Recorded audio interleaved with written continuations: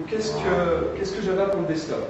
Donc Java pour le desktop pour Sun, c'est un ensemble d'API et d'outils que nous mettons à votre disposition.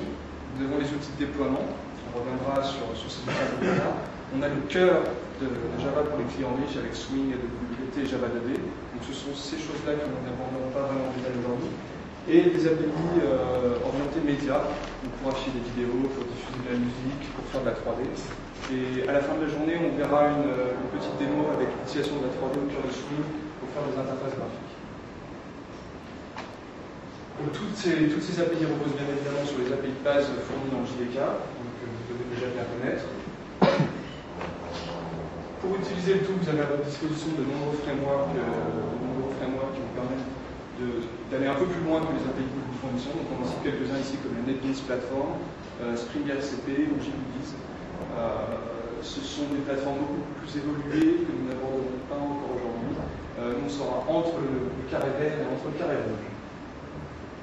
Bien sûr, ces technologies fonctionnent sur toutes les plateformes majeures aujourd'hui.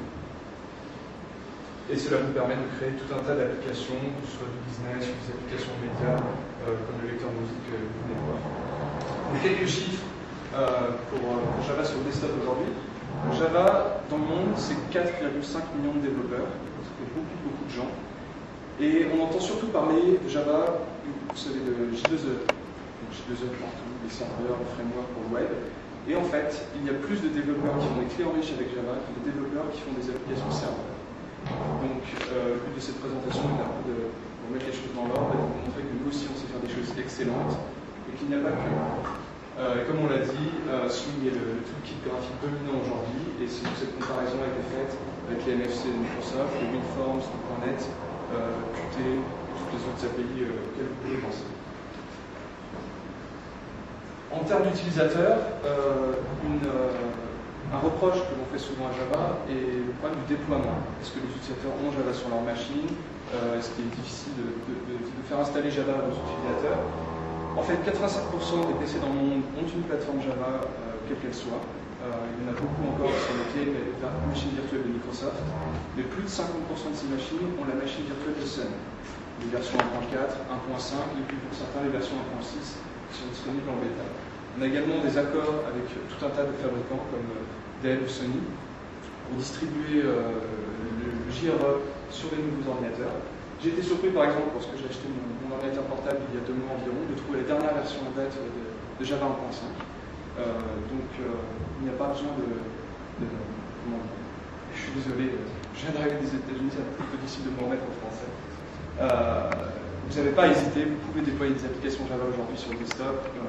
La base installée est vraiment considérable.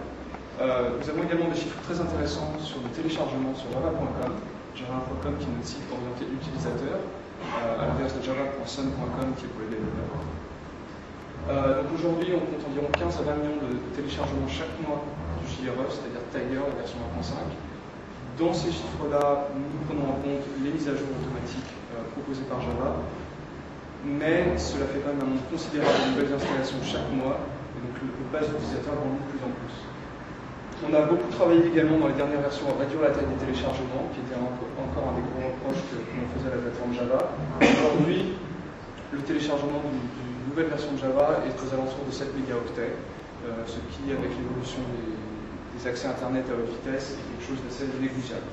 Enfin, notre succès d'installation est supérieur à 95% aux États-Unis.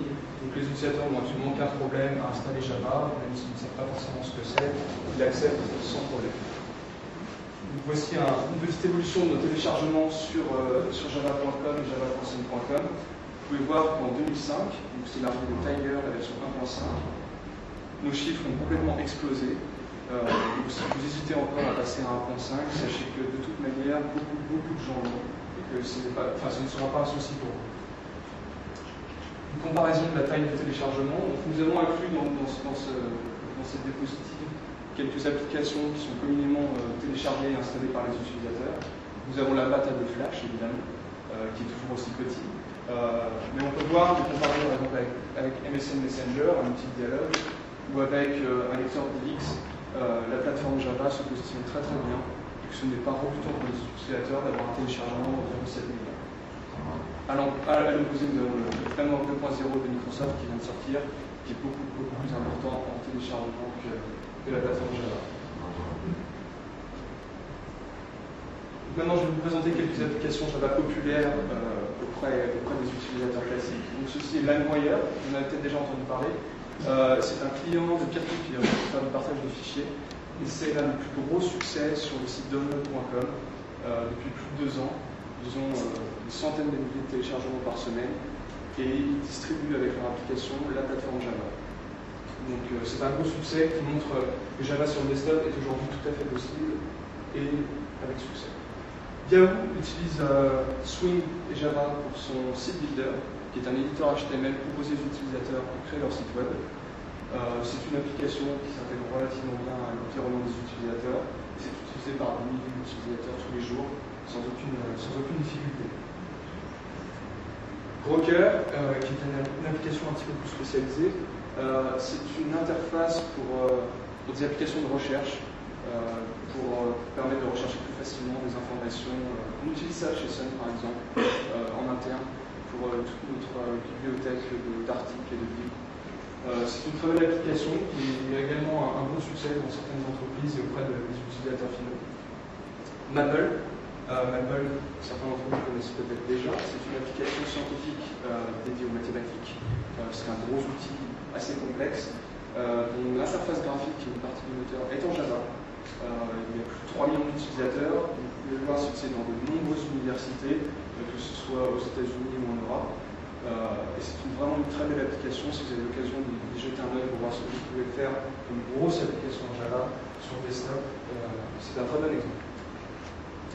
Mais il n'y a pas que les applications dans les clients riches, on intègre évidemment les applets. Donc Yahoo encore utilise les applets Java pour afficher des cartes de direction. Ils ont plus d'1 million de téléchargements de ces appels par jour. Encore une fois, aucun problème de déploiement, aucun problème d'utilisation. Et encore un succès pour la plateforme Java sur le desktop. Pogo.com est un site qui délivre des petits jeux. Vous savez, le genre de jeu auquel on joue quand on a une petite pause ou quand on est un peu fatigué au travail, ou même que beaucoup de gens utilisent à la maison, par exemple. C'est ce qu'on appelle les casual gamers. Ce serait ma maman ou mes frères. On trouve de nombreux exemples d'applications Java et elles sont très intéressantes car elles sont très orientées graphisme. Elles n'utilisent pas directement Swing, plutôt des API de dessin comme JavaDB, et elles donnent une très bonne idée de ce que l'on peut faire en termes d'effets spéciaux, de vitesse de rendu et de tout ce qui est orienté graphisme. Contrix, une application de modeling financier. Je vous avoue que je n'ai jamais utilisé cette application, mais elle a l'air géniale. Il y a plein de chiffres, des super jeux de graphisme. Et apparemment, ça marche très bien, ça affiche des centaines de milliers de données sans aucun souci. Ça produit des graphiques en temps réel, en 3D. Encore une fois, Java est parfaitement adapté à ce genre de travail. Blockbridge est une application un petit peu plus récente, c'est un produit gratuit, un lecteur de flux RSS, qui montre une application Swing qui peut être très jolie. Et je sais que cette application a beaucoup de succès dans le monde des blogs, avec toutes les personnes qui lisent leur blog et qui veulent les classer facilement. Si vous pouvez l'essayer, je vous la recommande vivement.